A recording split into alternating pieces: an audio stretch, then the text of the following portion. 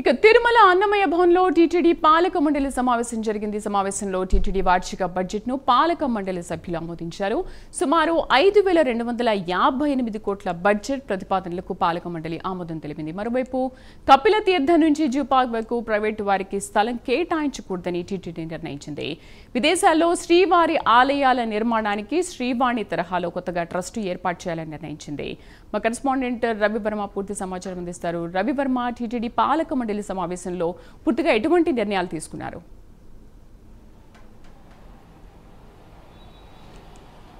శ్రీదేవి, తిరుమలలో TTD chairman BV adduce ఆధ్వర్యంలో పాలక మండలి సమావేశం జరిగింది. ప్రధానంగా దాదాపు 34 అంశాలను పాలక మండలిలో ప్రవేశపెట్టారు. ఈ 34 అంశాల్లో మొదటగా దాదాపు ముఖ్యమంత్రి ఈ నెల 21వ తేదీన సూచించినటువంటి సూచనలను ప్రధానంగా ప్రస్తావించారు.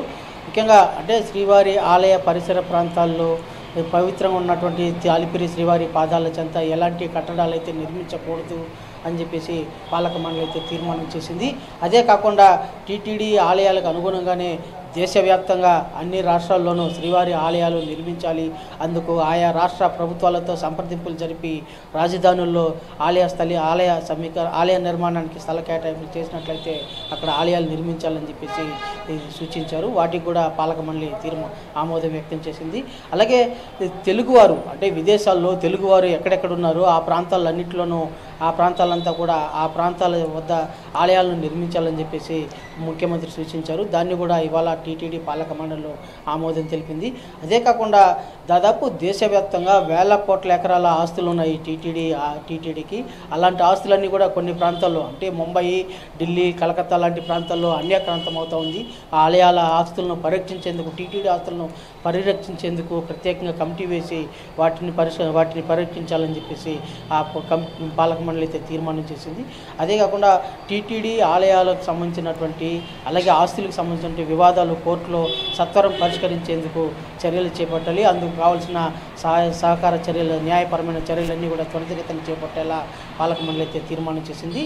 అలాగే ఇదే కాకుండా దేశవ్యాప్తంగా ఉన్నటువంటి ఆలయాల విశిష్టతను టీటీడీ చాటి చెప్పడమే కాకుండా తిరుమలలో సైతం శ్రీవారి ఆలయ దర్శనం విఐపీలు వచ్చినటువంటి బ్రేక్ దర్శన సమయంలో కూడా మార్పులు చేయాలని చెప్పేసి పాలక మండలి నిర్ణయించింది. దాదాపు ఉదయం నుంచి ఇదివరలో ఉన్నట్టుగానే ఉదయం 5 నుంచి 8 మధ్యలో బ్రేక్ దర్శనం ఏర్పాటు చేసేలా తీర్మానం చేసింది.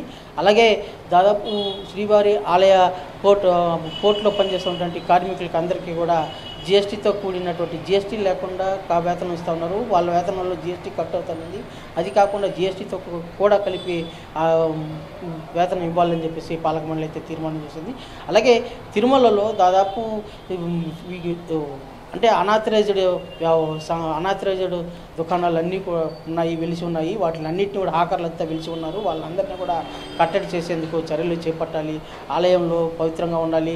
అలాగే అనాథరైజ్డ్ హాకర్ల అందరినీ కూడా కట్టడి చేయాలని చెప్పేసి పాలక మండలి అయితే నిర్ణయించింది.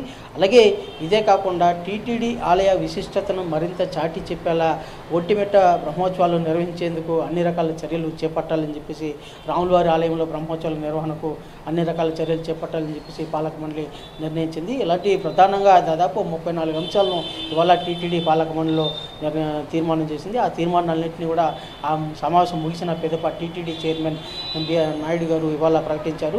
అలాగే ఇదే కాకుండా శ్రీవారి ఆలయ విశిష్టతను విశ్వవ్యాప్తం చేసేలా ప్రత్యేక కార్యక్రమాలు చేపట్టాలి. అలాగే కళ్యాణోత్సవాల నిర్వహణ విధానంలో కూడా శ్రీవారి వైభవాన్ని చాటి చెప్పాలి.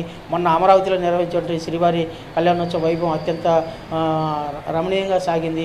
అదే తరహాలో దేశవ్యాప్తంగా అన్ని ఆలయాలు ఉన్న ప్రముఖ ఆలయాలు ఉన్న ప్రాంతాల్లోనూ అలాగే టీటీడీ ఆలయాలు ఉన్న ప్రాంతాలన్నింటిలో కూడా అన్ని ప్రాంతాల్లో కూడా కళ్యాణోత్సవ సేవలు నిర్వహించాలని చెప్పేసి టీటీడీ ఇవాళ పాలక మండలి ఆమోదం వ్యక్తం చేసింది.